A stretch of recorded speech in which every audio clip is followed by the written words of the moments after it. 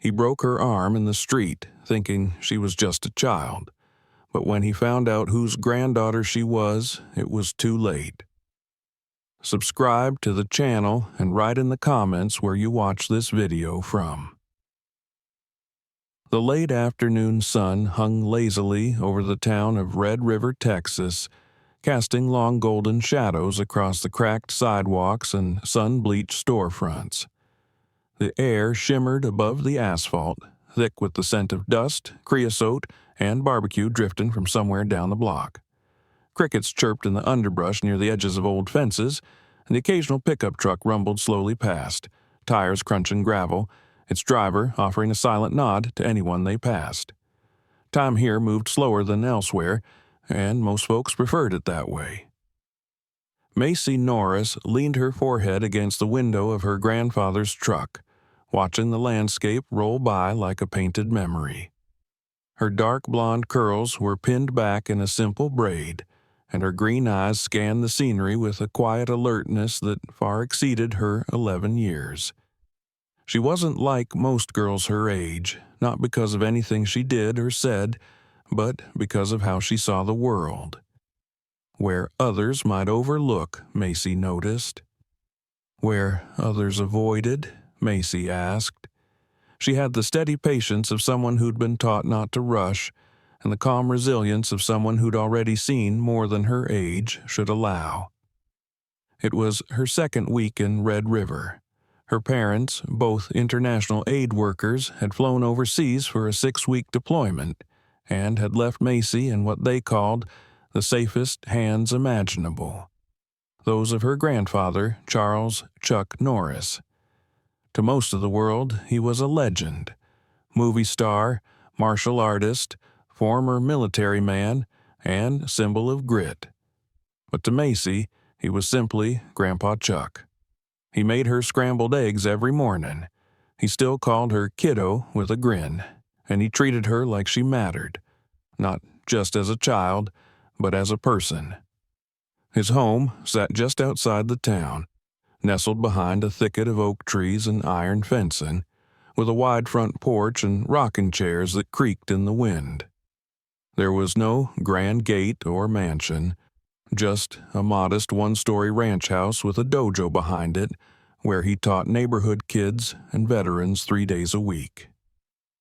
Macy loved to sit on the edge of the mat and watch him move, not fast, not flashy, but with a control and precision that made the air itself seem to bend around him. That morning had been like most others. They'd had breakfast on the porch, scrambled eggs and toast, and Chuck had let Macy walk into town alone for the first time, a small rite of passage. The library was only 6 blocks down, and Macy had practically memorized the streets by now. She wore her favorite canvas backpack, carried a water bottle and a notebook, and promised to text when she arrived. By the time she reached the library, the heat had settled in for the day. Inside, the building was cool and quiet, filled with the scent of old books and floor polish. Macy spent nearly 2 hours browsing the shelves and sketching in her notebook. She loved to draw, faces mostly. She tried to capture expressions, moments of emotion that flickered across people like sunlight through leaves. She didn't just draw people smiling. She drew people thinking, hoping, regretting. Her latest sketch had been a rough portrait of an elderly woman she'd seen sitting at the town square days earlier, her eyes distant, fingers curled around a rosary. At around 4 p.m., Macy thanked the librarian, tucked her sketchbook under her arm, and stepped back into the burning air. The sidewalk radiated warmth through the soles of her sneakers, and a dog barked lazily behind a chain-link fence across the street. She munched on a red apple she'd picked up from the library's fruit basket for kids and walked toward home at an unhurried pace, her backpack slung over one shoulder. As she passed the edge of Westmore Park, her steps slowed. Across the field, near the basketball court, 2 figures caught her attention, a tall white police officer and a teenage black boy, maybe 15 or 16. The boy was on the ground, hands behind his head, and the officer loomed over him, shouting something Macy couldn't hear. There were no other people nearby. The park, at that time of day, was usually deserted except for the occasional jogger. Something felt wrong. Macy didn't run, didn't panic. Instead, she stepped quietly off the sidewalk, walking closer while keeping to the shade of a tall oak. She crouched beside a bench, pulled out her phone, and began recording. Through the lens, she could see the officer gripping the boy's arm, yanking him up roughly, his voice sharp and commanding. The boy winced, cried out, then stumbled as he was shoved against the hood of a patrol car parked at the curb. Macy felt her heart beat faster, her stomach tighten. She didn't know the law, but she knew what fear looked like, and the boy was terrified. She kept recording. She knew Grandpa Chuck would want her to. He always said, "If you see something wrong, don't just look away." Then the officer turned, his eyes locked onto her. Macy's fingers instinctively curled around the phone tighter, and she stood up, trying to look calm.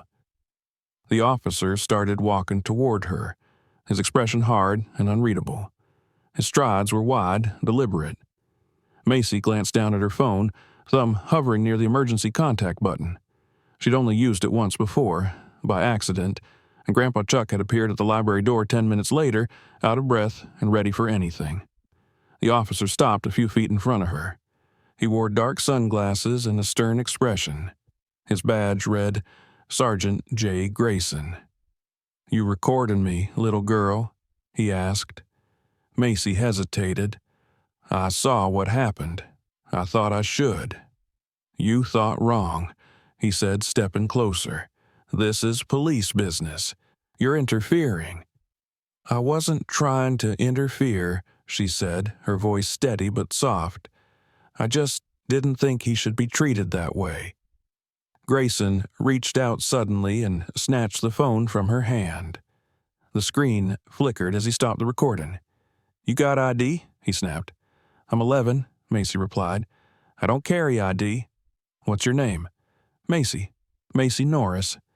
Grayson squinted. "Norris?" "Yes, my grandpa's Chuck Norris." That made him pause, but only for a second. A smirk tugged at the corner of his mouth. "Right," he said mockingly, "and I'm the Tooth Fairy." Before Macy could respond, he reached down and grabbed her wrist, hard. She gasped, trying to pull away, but his grip tightened. "I didn't do anything wrong," she cried, panic rising now. "You're interfering in an investigation." Her body twisted as she tried to escape, and then came the crack. A sickening, unnatural sound, followed by a scream that tore from her lungs without restraint. The pain was immediate, blinding. Her sketchbook fell to the ground, pages fluttering. The apple rolled into the gutter, forgotten. She crumpled to her knees, clutching her wrist. Tears blurred her vision, but even through the haze of agony, her thumb found the emergency button on her smartwatch. She pressed it. And somewhere, miles away, Chuck Norris's phone buzzed. He had been sorting a stack of letters in his workshop when he saw Macy's name flash across the screen, accompanied by the word SOS. He didn't hesitate. He didn't ask questions. He didn't call anyone. He simply moved. 30 seconds later, Chuck Norris was already out the door, keys in hand, his mind razor-sharp and focused. In his other hand, he gripped a small, battered first aid kit and a USB drive labeled Praetorian, a quiet nod to a network of former military contacts he hadn't called upon in years. The girl he had raised to think, observe, and never shrink from doing what was right had called him. And no force on earth was going to stop him now.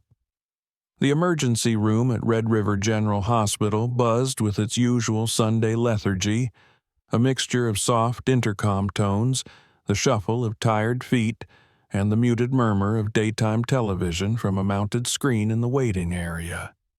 But when the sliding doors whooshed open and the paramedics wheeled in a trembling young girl with tears streaking her cheeks and her left arm cradled awkwardly against her chest, that quiet broke.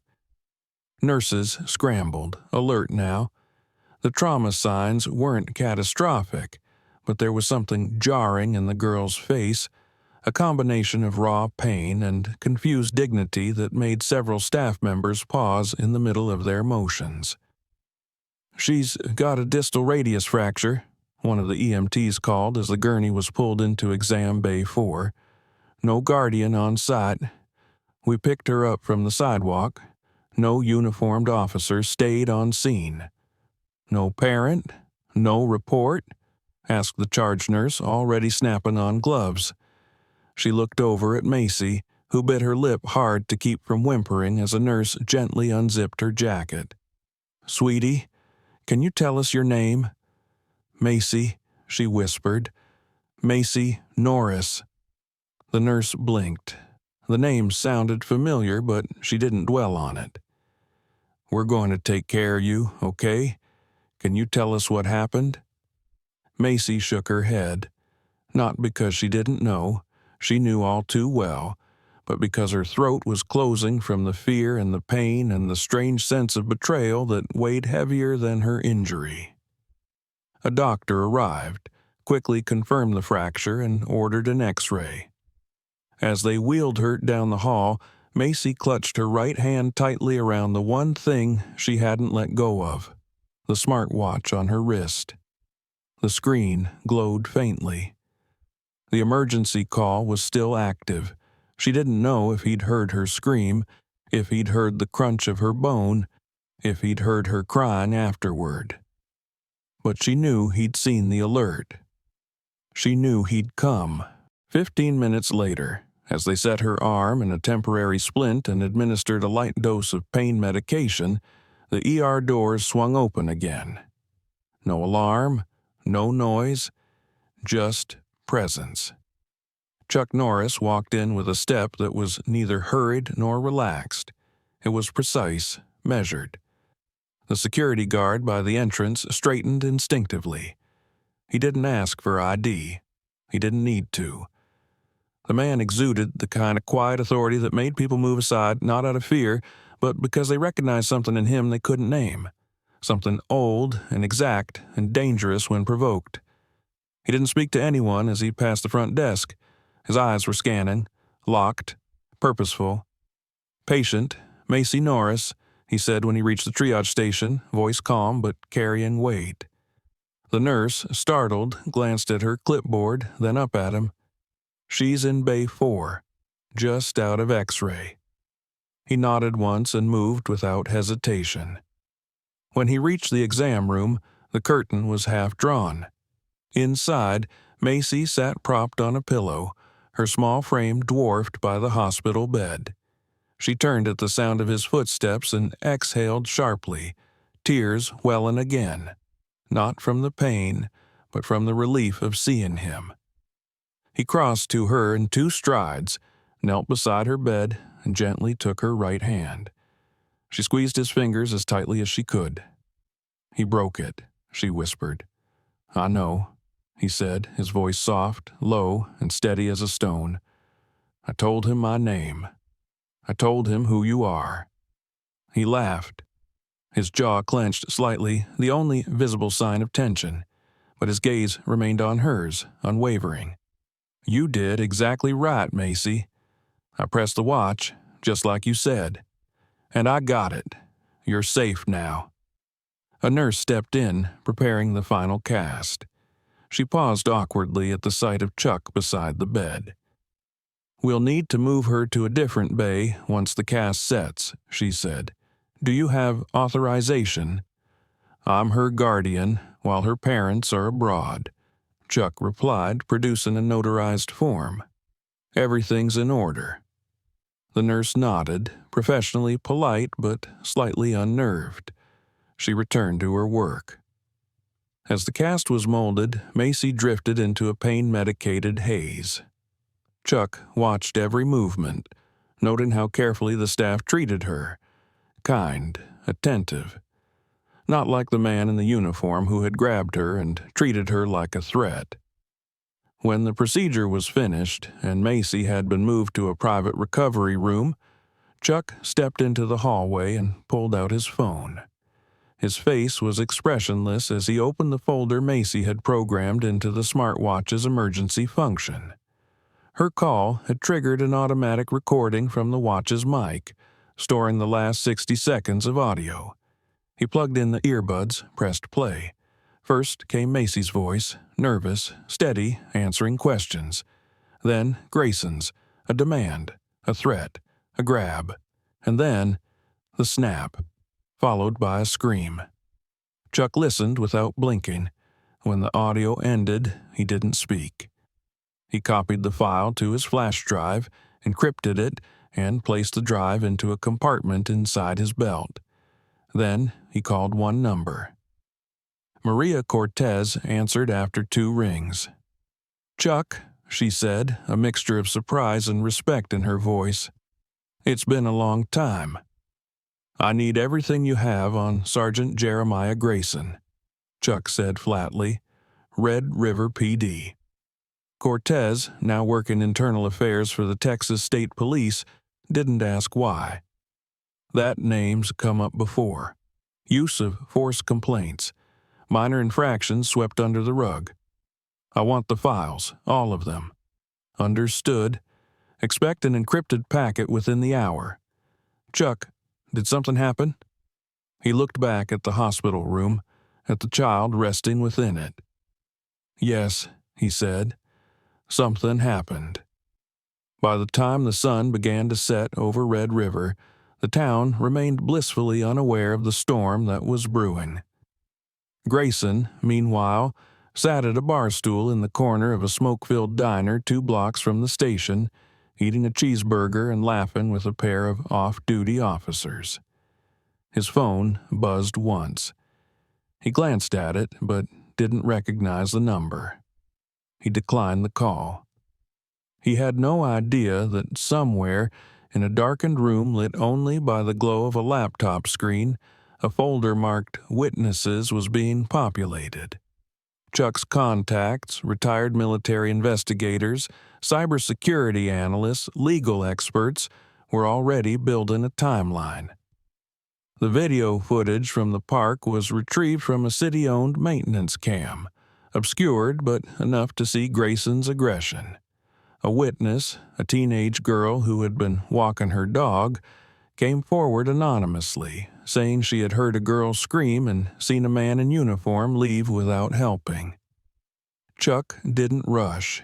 He moved like water, adapting, surrounding, flowing through every crack in the wall that Grayson and others had built to protect themselves.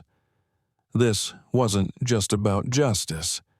It was about the principle of power and the people who abused it when they thought no one was watching. But someone had been watching. A little girl with a sketchbook and a sense of right and wrong. And now the man who taught her to never look away was watching too. By midnight, Chuck sat alone in his office at the back of the dojo. He had spread the documentation across the desk. Maria's packet, the audio file, the medical reports, the footage. A simple question burned in his mind. Not whether justice would be served, but how. Because some men were too protected for courts to touch. Some departments too invested in shielding their own. Some uniforms too well polished to show the dirt underneath. He reached into the drawer and pulled out an old coin, a military challenge coin given to him by a former comrade, long since gone. He turned it over in his fingers, stared at the engraved phrase, "Honor is not passive."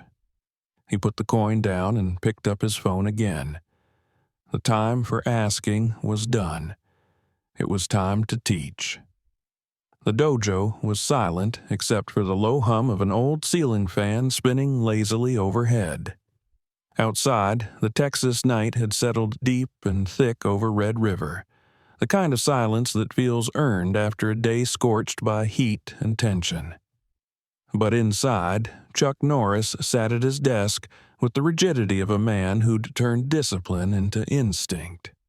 His back was straight, his shoulders relaxed but alert, and his eyes scanned the documents in front of him with the cool detachment of someone trained to absorb details quickly and completely. The lamplight on his desk cast sharp shadows across his face, highlighting the set of his jaw, the faint furrow between his brows, the eyes that had stared down enemies in war zones and liars in suits alike. In front of him lay a full report from Maria Cortez. Internal complaints, unfiled grievances, whisper statements from past colleagues who never spoke aloud, but wrote enough between the lines. Sergeant Jeremiah Grayson had 3 official reprimands in his personnel file, all of which had been retracted under review. 2 incidents involved excessive force during routine stops. 1, a wrongful detainment of a Hispanic teenager whose charges had been dropped the same day. What Maria had added, what was not in any public document, was damning. A whistleblower had reported Grayson for falsifying reports, using threats to silence civilians, and manipulating evidence in minor arrests to inflate his clearance stats. The report never made it past the precinct commander's desk. Internal Affairs had received it, but it had been buried. Chuck read everything. Twice. He opened a second folder, Macy's medical documents. Clean fracture, comminuted, not displaced. The orthopedist noted the force required to cause that level of damage in an 11-year-old was more than accidental. The notes used careful legal language, avoiding direct accusations, but Chuck didn't need implication. He had audio. He had his granddaughter's voice. He had the crack of bone, the yelp of pain, the choking sob that followed. He looked away from the screen for a moment and focused on the sketch Macy had left on the corner of his desk. It was an unfinished drawing, one of her comic panels. A little girl with a cape stood in front of a massive shadow figure, arms spread wide like a shield. Behind her, other children huddled, unsure. The girl had a name scribbled beneath her feet, Justice. He picked up the drawing carefully, folded it, and placed it into the small leather-bound notebook he used for field notes. Then he rose from the chair. He didn't call the mayor. He didn't reach out to the chief of police. He wasn't interested in meetings or measured responses. Chuck Norris understood that change didn't start with bureaucracy. It started with pressure, applied cleanly, strategically, and without compromise. The following morning began with clouds stretching across the sky like drawn-out breath, heavy with the promise of summer storms. At precisely 8:07 a.m., Chuck pulled into the gravel parking lot of the Red River Police Department. He stepped out of his truck with slow precision, dressed not for confrontation but for clarity. His boots were polished, jeans dark, and his collared shirt tucked tight beneath a brown utility jacket that bore a faded military insignia on the shoulder. He carried nothing in his hands but a thin, zippered portfolio. Inside the station, a young desk officer looked up from her computer with mild curiosity. She was new. She didn't recognize him. "Sir, can I help you?" Chuck's voice was calm. "I'm here to speak with Sergeant Grayson. I believe he's on shift." The officer typed briefly. "He's not in the office yet. I can leave a message." "No need." Chuck glanced at the roster on the wall. Grayson's name was circled on the day's schedule. "I'll wait." He didn't sit. He stood near the window and stared out at the street, arms folded, patient. 23 minutes later, Grayson strolled in with a coffee in one hand and sunglasses perched high on his forehead. He was chatting with another officer about a high school football game when he spotted Chuck. His stride slowed. Chuck turned from the window. Their eyes met. Grayson smirked, just slightly, then resumed walking. "Can I help you, sir?" he asked, voice oily with condescension. "You already have," Chuck said. Grayson looked him up and down. "You're the grandfather." Chuck nodded once. "I see." The smirk returned. "Your little princess got a bit too close to business that wasn't hers. Unfortunate, but she'll heal." Chuck didn't blink. "You broke her wrist." Grayson shrugged. "She resisted." "She's 11. Grayson's eyes narrowed. "She interfered with an investigation." "No," Chuck replied, stepping closer. "She did what any decent citizen would do when they see someone being hurt without cause. She did the right thing, and you punished her for it." A few officers had begun to take notice. The room was still. Grayson sensed the shift in tone and tried to recover the upper hand. "If you have a problem," he said tightly, "you can file a complaint like everyone else. Otherwise, I suggest you leave." "I'm not here to complain," Chuck said. "I'm here to deliver something." He handed Grayson the portfolio. Inside was a printed transcript of the audio recording, a list of witness contacts and copies of the medical report and photographs of Macy's injury. Grayson flipped through the pages with growing tension. "You don't scare me," he muttered. "I'm not here to scare you," Chuck said. "I'm here to remind you what happens when the people you hurt don't stay silent." He turned and walked toward the door.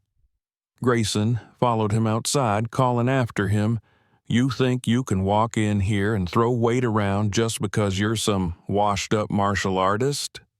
Chuck stopped. He turned slowly, the breeze tugging lightly at his jacket. The sun had finally broken through the clouds, casting long, bright shadows across the lot. "Why don't we find out?" Chuck said, voice low. Grayson's eyes narrowed. "What's that supposed to mean?" Chuck stepped into the alley that ran behind the station. It was narrow and secluded, mostly used for trash pickups and smoking breaks. Grayson followed, stopping 10 feet away. "You want to do this here?" Chuck said nothing. He waited. Grayson threw the first punch. It was fast, fueled by adrenaline and ego. Chuck didn't even move for the first half-second. Then he pivoted, deflecting the swing with his forearm and using Grayson's momentum to send him stumbling forward. The officer growled and turned, swinging again more wildly. Chuck ducked, sidestepped, and with one precise motion caught Grayson's wrist mid-strike and twisted, forcing him to his knees. Grayson howled in pain. "This is what restraint looks like," Chuck said. "You break bones because you think it makes you strong. I use force to stop people like you." He released him, letting Grayson fall to the pavement. Gasping, the sergeant scrambled to his feet, his face red with fury and humiliation. Chuck stepped closer, speaking softly now. "You used your badge like a weapon, but a badge doesn't make a man worthy. A badge doesn't make you untouchable." Grayson was shaking, fist clenched, but he didn't move again. "I'll see you in court," Chuck said, "but now you've been seen." He walked away, leaving Grayson in the dust of his own rage. By noon, the video had surfaced online.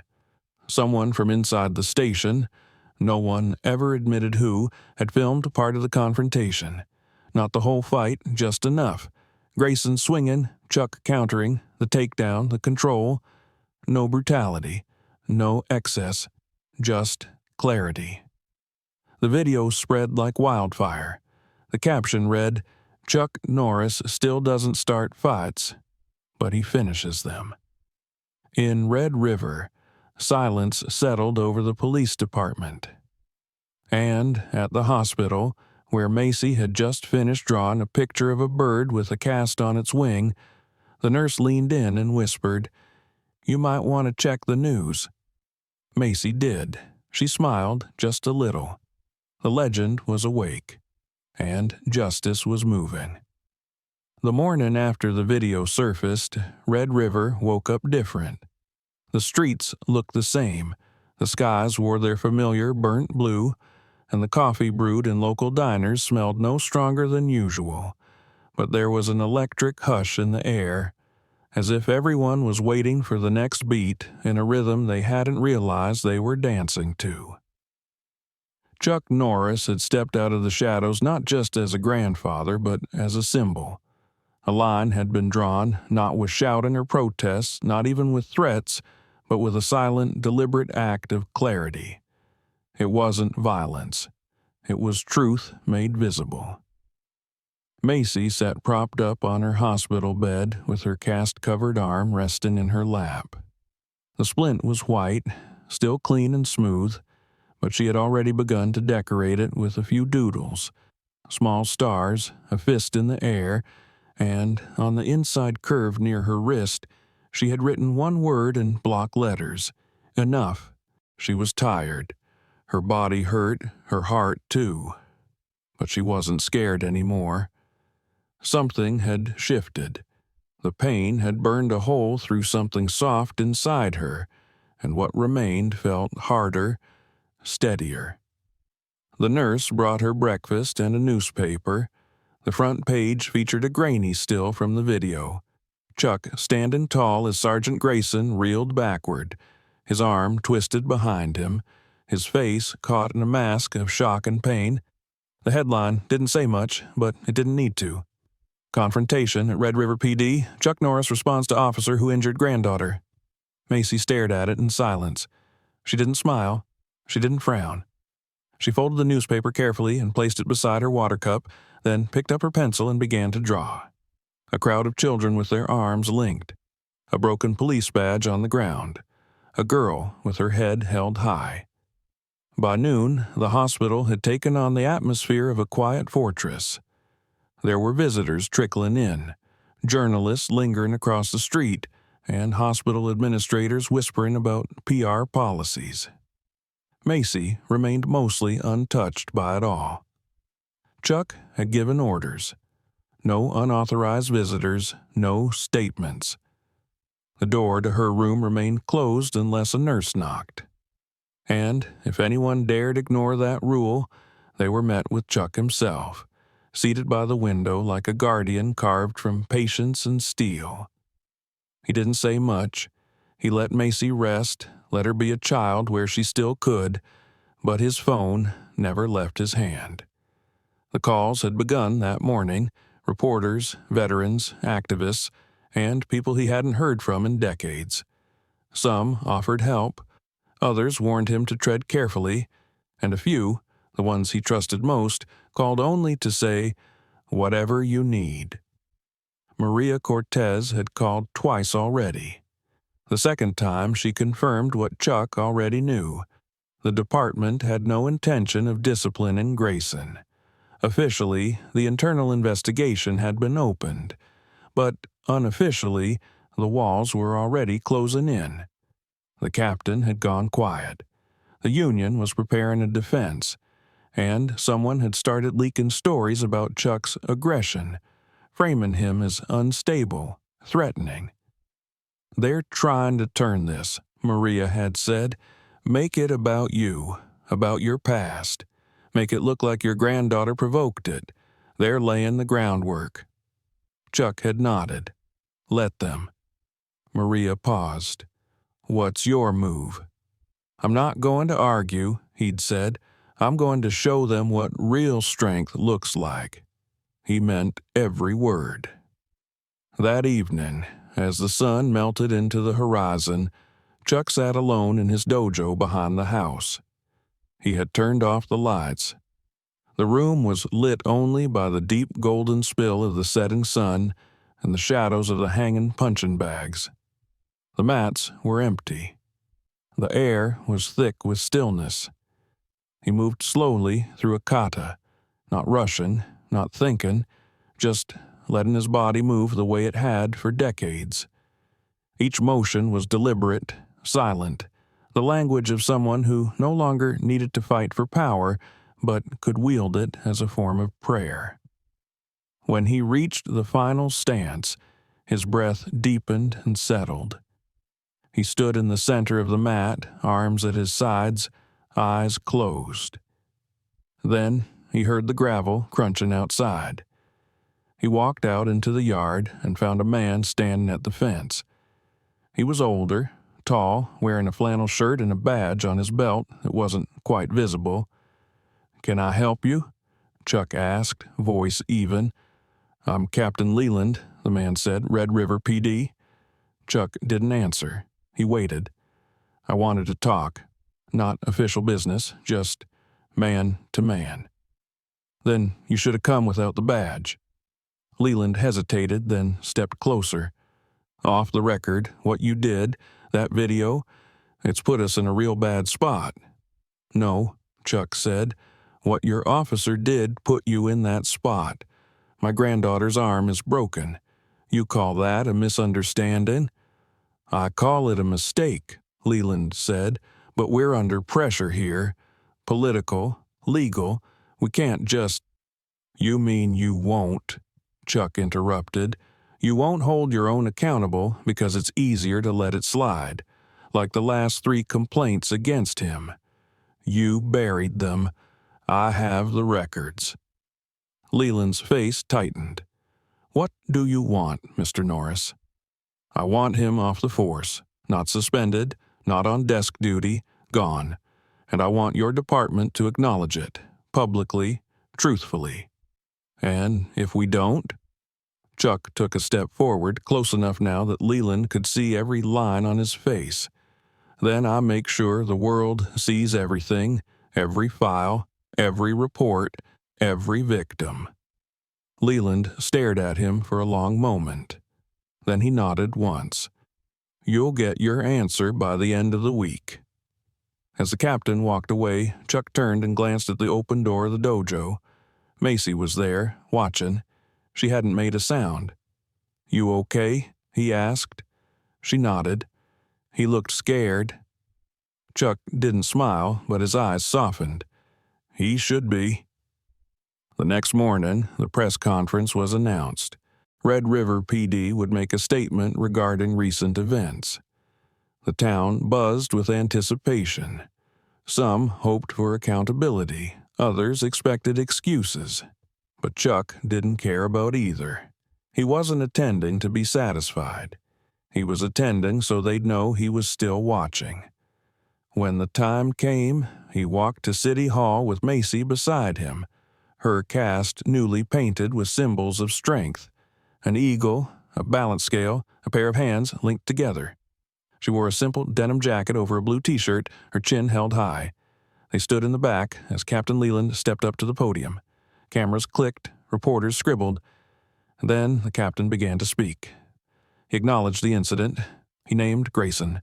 He admitted the department had failed to act swiftly in previous complaints. He announced that Grayson had been placed on indefinite leave pending the outcome of an external review. Not a firing. Not yet. But it was more than most had expected. Chuck didn't clap. Macy didn't smile. They listened. And when it was over, they walked away through the crowd, silent and firm. That night, back at home, Macy sat by the fire pit with her grandfather. The stars were faint above the Texas sky, but the moon was bright. "I don't feel small anymore," she said. "You never were," Chuck replied. She leaned her head against his arm.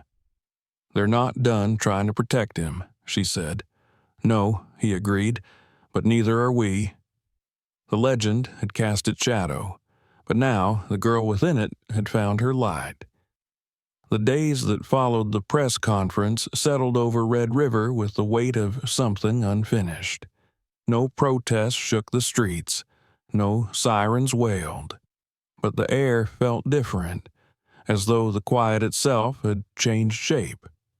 The town had always known how to mind its own business, how to turn down the volume when trouble knocked too close. But not this time. Not with Chuck Norris walking openly through the town square. Not with the story of a girl with a broken wrist and a name no longer just whispered behind closed doors. At Red River Elementary, the teachers spoke in low voices about Macy. Her classmates, wide-eyed and reverent, passed rumors like gospel that she had taken on a cop, that her grandfather had flipped the man over with one hand, that the president might call. None of it was true, and all of it was true in the way children told stories. But Macy didn't indulge them. She didn't bask in the attention. She didn't boast. Instead, she sat quietly with her sketchbook in her lap, her pencil moving across the pages like her thoughts needed somewhere to live. Her cast was nearly full now. She turned it into something between a message board and a mural. There were no flowers or hearts or funny signatures. Instead, there were images of eyes, fists, open hands, and bold words like voice and truth scrawled along the edges. Near her elbow, she had written one phrase in cursive, and though it was small, anyone who saw it felt its weight. I saw, I spoke, I stayed. Chuck watched all of it with a calm detachment. He didn't guide her hand or ask her to speak. He simply made space. He continued to meet with Maria Cortez, to exchange encrypted messages with legal allies, and to forward witness reports to journalists who still cared about facts. But now he let Macy decide the rhythm of the next beat. It was Macy who asked to write a public letter. It was short, handwritten in tight lines and scanned into an email that Chuck helped her send. She didn't name names. She didn't accuse. She simply told the story, in her own words. What she saw, what she felt, what happened. She wrote not to blame, but to remind the world that children saw everything. That silence was not safety. That sometimes the smallest voices had the sharpest edges. Chuck sent the letter to one reporter, a woman he trusted, a woman who had once written about military corruption when no one else dared. She published it in full, and within hours the letter had gone viral. People from across the country began to share it. They wrote comments like, "This sounds like my daughter," or "My son went through the same," or "Thank you for saying what we couldn't." Activists reposted it, teachers printed it, parents cried over it. The media picked up the story again, but this time the tone had shifted. No longer was it just a celebrity grandfather story. Now it was about Macy, her voice, her words, her choice to speak. A week after the letter was published, Chuck received a message from a civil rights lawyer based in Dallas. He had been following the story quietly and wanted to help. He proposed forming a task force, volunteer-based, focused on documenting cases of police misconduct involving minors. Chuck agreed with one condition. Macy had to be the face of it if she wanted to be. When he asked her, she didn't answer immediately. She stood up, walked to the window, and stared out at the trees behind the house. Her casted arm hung at her side like a badge made of silence and bone. "Do you think people will listen?" she asked finally. "They're already listening," Chuck said. "Now they need something to follow." She turned to him and nodded. "Okay, let's give them something." They called it Project Lantern. The name came from a note in Macy's sketchbook, a small drawing of a child holding a lantern in the dark, lighting a path for others to follow. It wasn't political, it wasn't even confrontational. It was about exposure, about making the unseen visible, and about doing it with honesty. Project Lantern opened with an online portal and a single mission. If you're a child, or if you were hurt as a child, tell your story. You don't need to name names, just speak. The responses were overwhelming. Within 3 days, over 400 stories were submitted. Some were brief, others stretched for pages. A boy who had been handcuffed at 9 for throwing a rock. A girl who had watched her father tackled in front of her at a school pickup line. A teenager who had spent a night in Holden because a neighbor didn't believe he lived in the neighborhood. Chuck read them all, every single one. Macy read as many as she could. And then she asked to speak again. This time, not just in writing. It was the school principal who offered the stage. A small auditorium, no media, just the student body and teachers. A chance for Macy to speak to the kids who had been watching her from the edges since her return. Chuck sat in the back row as she stepped onto the stage. She wore a simple black shirt and jeans.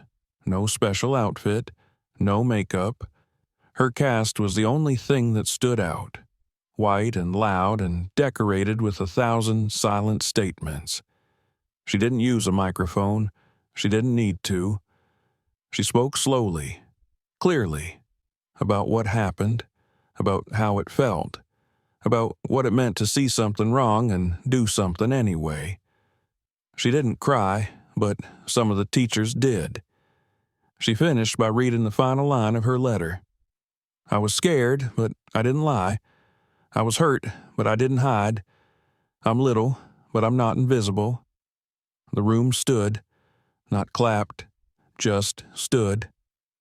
Later that night, Chuck and Macy returned home. They didn't talk much during dinner. The silence between them was comfortable, trusting.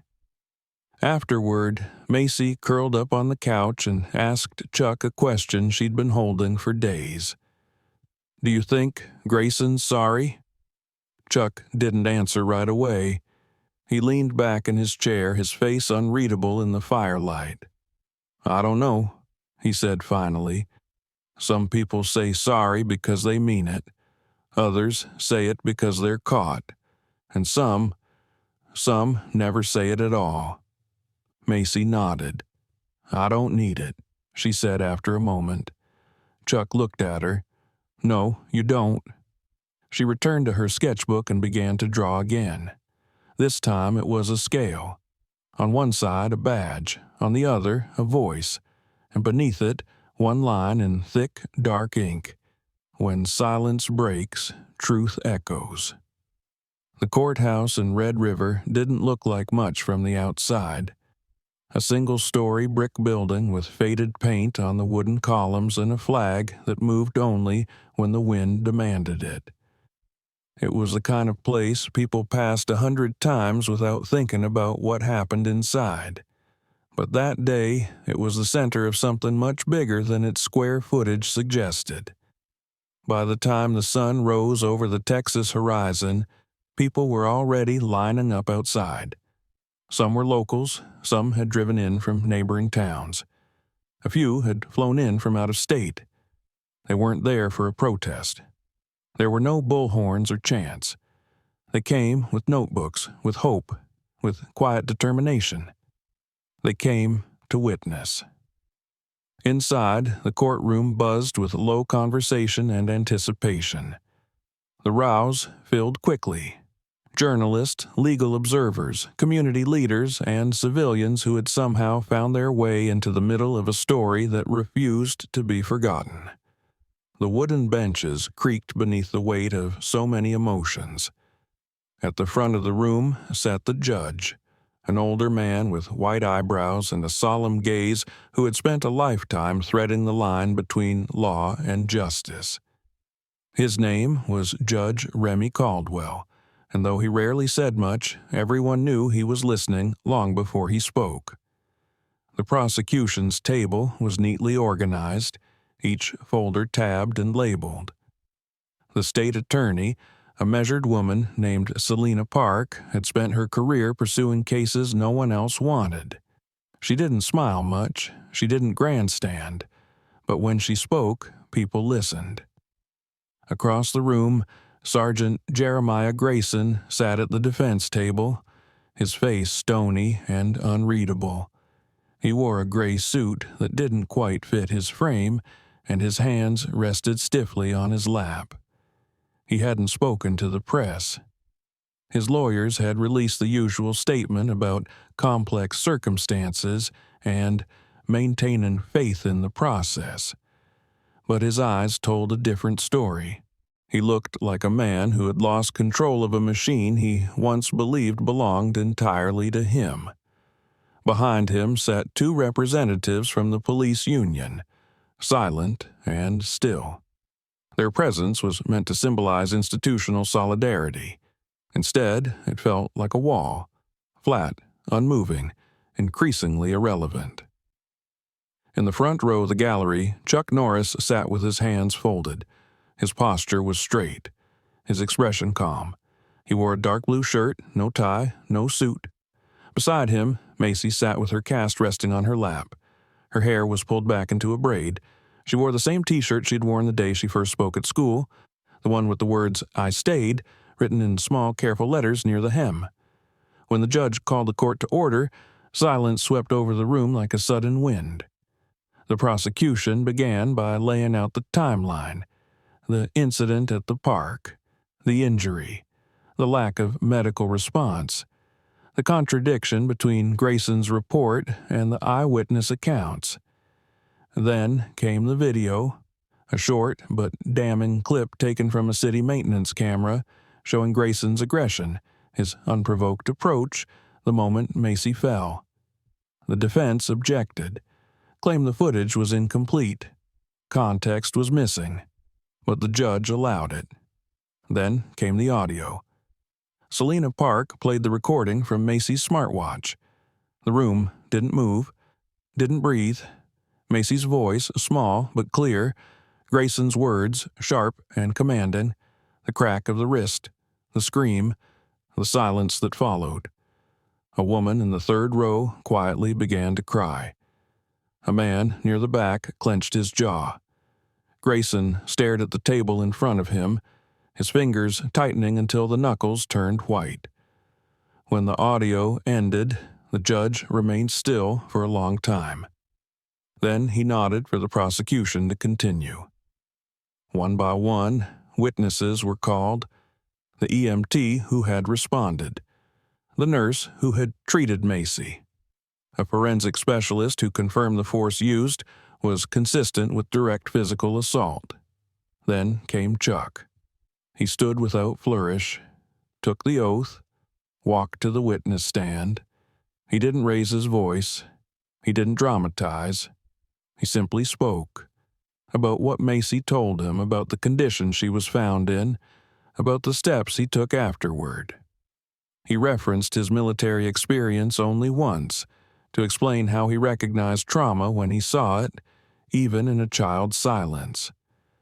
The defense tried to rattle him, asked if he was prone to exaggeration, if he was using his fame to influence public opinion. Chuck stared at the lawyer and said only, "Fame didn't break her arm. Your client did." The courtroom remained quiet. The lawyer sat down.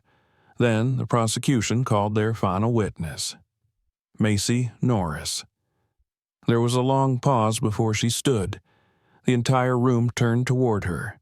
She walked with measured steps to the stand, climbed onto the seat, and looked directly at the judge. She was sworn in. Selena Park approached slowly.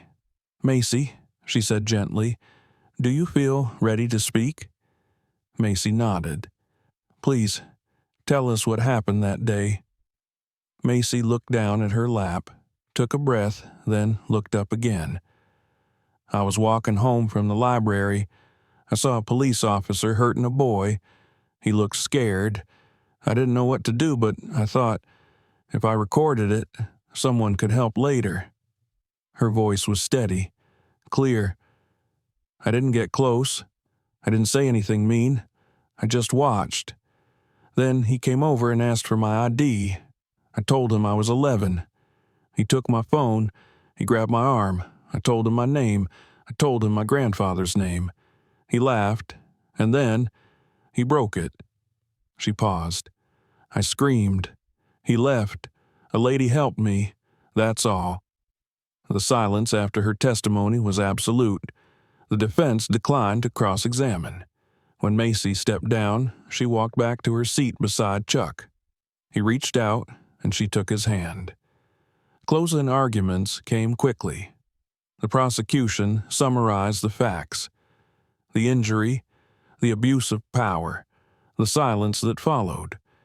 They asked the court not just for a verdict, but for an acknowledgement that what happened mattered. The defense focused on doubt, claimed the situation escalated unexpectedly, that the officer felt threatened, that he reacted in fear. It was the same refrain that had been used in courtrooms for decades.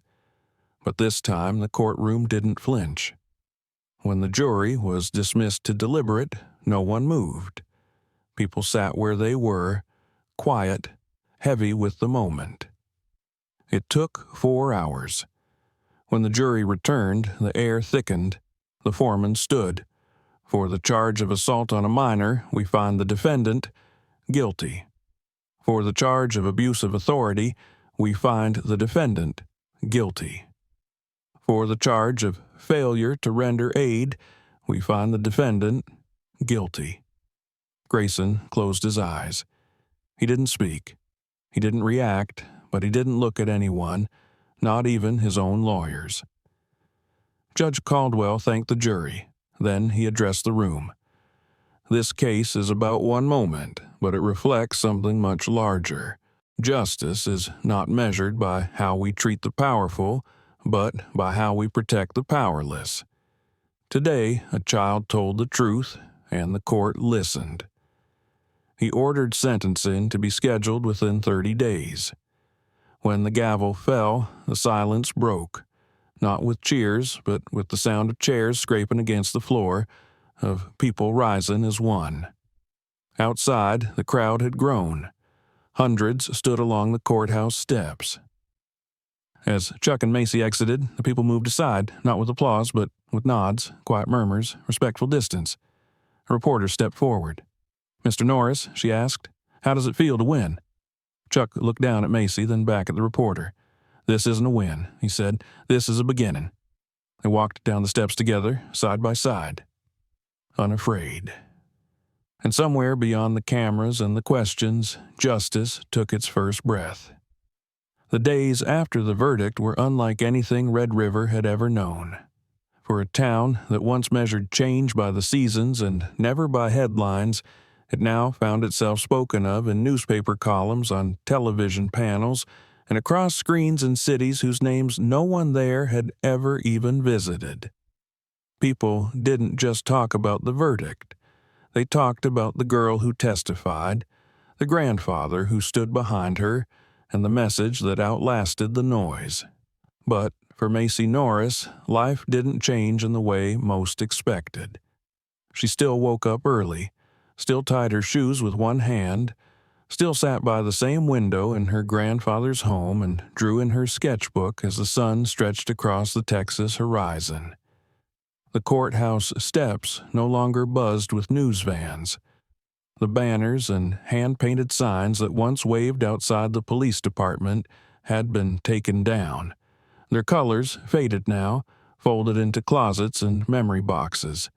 The world moved on, as it always did. But something lingered beneath the surface, a shift that wasn't loud but undeniable. At home, Chuck kept his routine.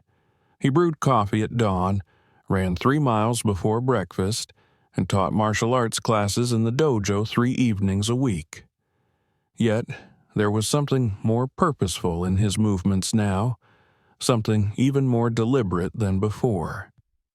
People didn't just come to train anymore. They came to listen. Teenagers who had never stepped on a mat stood in line outside, not to learn how to punch, but to ask what it meant to stand up.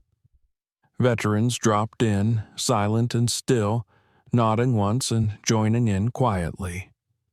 The dojo had become something more than a training hall.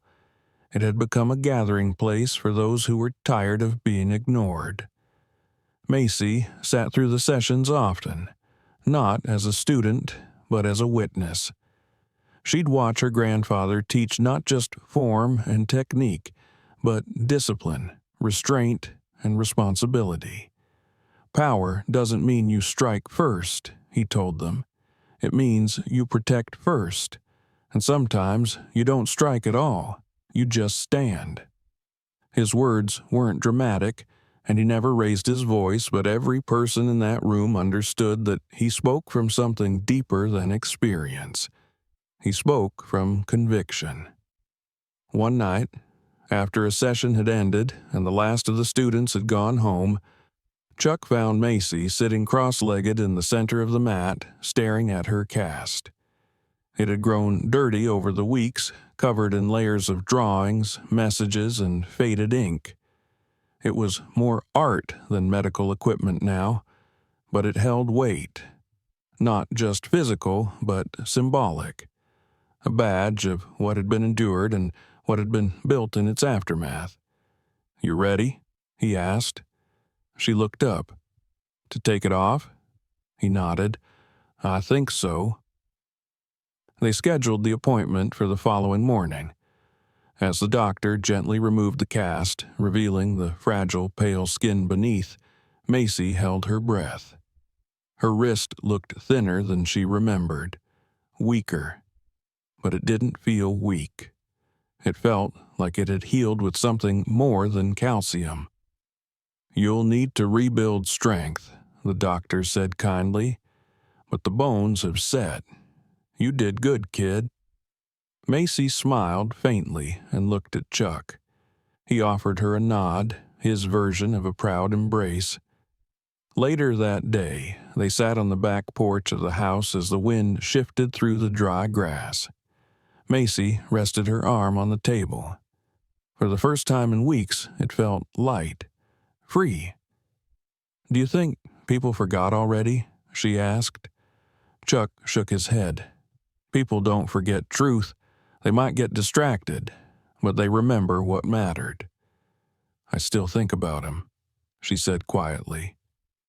"Grayson, about what he saw when he looked at me." Chuck looked toward the horizon. "He saw what he wanted to see, what he was taught to see. But that's not your burden.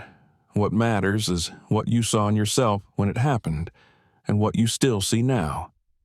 "I felt small," she admitted, "but not anymore. Now I feel, I don't know, steady. That's more than most adults can say." She smiled at that. The days passed and Project Lantern continued to grow. Thousands of new testimonies poured in, some from children, some from adults revisiting the pain they carried since they were children. The stories varied in place and detail, but all carried the same rhythm, a voice long silenced finally speaking. Chuck and Macy worked together to catalog them, to preserve them, to keep them from being swallowed by algorithms or spin. They built a network: lawyers, journalists, data scientists, artists, educators. Not an organization with suits and slogans, but a movement made of people who had simply had enough. The power wasn't in their numbers. It was in their willingness to show up. The state legislature took notice. Hearings were scheduled. Oversight measures discussed. The union bristled. There were counter-narratives, attacks, edited videos aimed at discrediting the movement. But every time they tried to twist the story, all it took was Macy's voice, clear, unpolished, and honest, to center the truth again. At one town hall event, an older man stood up and asked her, "Aren't you tired? You're just a kid." She didn't flinch. "I was tired of being quiet. Speaking isn't harder than silence. It just feels heavier at first." Chuck watched from the side of the room, arms crossed. He didn't need to say anything. She had already become the kind of fighter he never had to train. 3 months after the trial, a mural appeared on the side of an old building in Red River.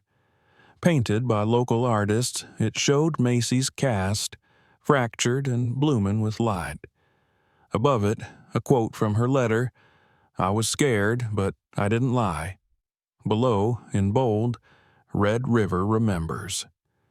She and Chuck stood before it one evening at sunset, the orange light curling along the edges of the brick. "It's not really about me," she said. "I know," Chuck replied. "It's about everyone who finally spoke because you did." "Do you think it'll last?" "No," he said, "not by itself. Things never last unless we keep choosing them. But this gave people a reason to choose." She nodded. Then, without a word, she reached into her pocket and pulled out her old cast, now sawed in half and cleaned. She'd kept it like a relic, not out of pain, but out of purpose. They walked into the dojo together, placed it on a shelf near the entrance, not as a trophy, but as a reminder. By winter, the world had shifted again. The headlines moved on. New stories demanded attention. But Red River remained steady, no longer silent. Children were taught different lessons in school now, about courage, about ethics, about empathy, and in the quiet moments, on porches and at playgrounds, people still said her name, not as gossip, not as legend, but as memory. One night, as snow threatened to fall for the first time that season, Macy stood outside looking at the stars. Chuck joined her, pulling a blanket over her shoulders. "I was thinking," she said, "when I grow up, I want to do more than just talk. I want to build things, real things, that protect people." "You already are," he said. She turned to him. "How do you know when something is really over?" Chuck didn't answer at once. He looked at the sky, then back at her. "When you stop needing it to be." She looked down at her wrist, flexed it gently. No pain, no weakness, just the echo of what had once broken, now reformed. Then she smiled. "I think I'm ready," she said. "For what?" "For whatever comes next." Chuck nodded. "Then let's get to work." And as they walked back inside, the wind picked up, carrying with it not the sound of applause or headlines or praise, but something steadier. The sound of change, rooted in a child's voice, shaped by a cast, carried forward by steel. If this story moved you, make sure to subscribe for more. Watch our other videos to discover powerful stories like this one. And don't forget to share it with someone who needs to hear it.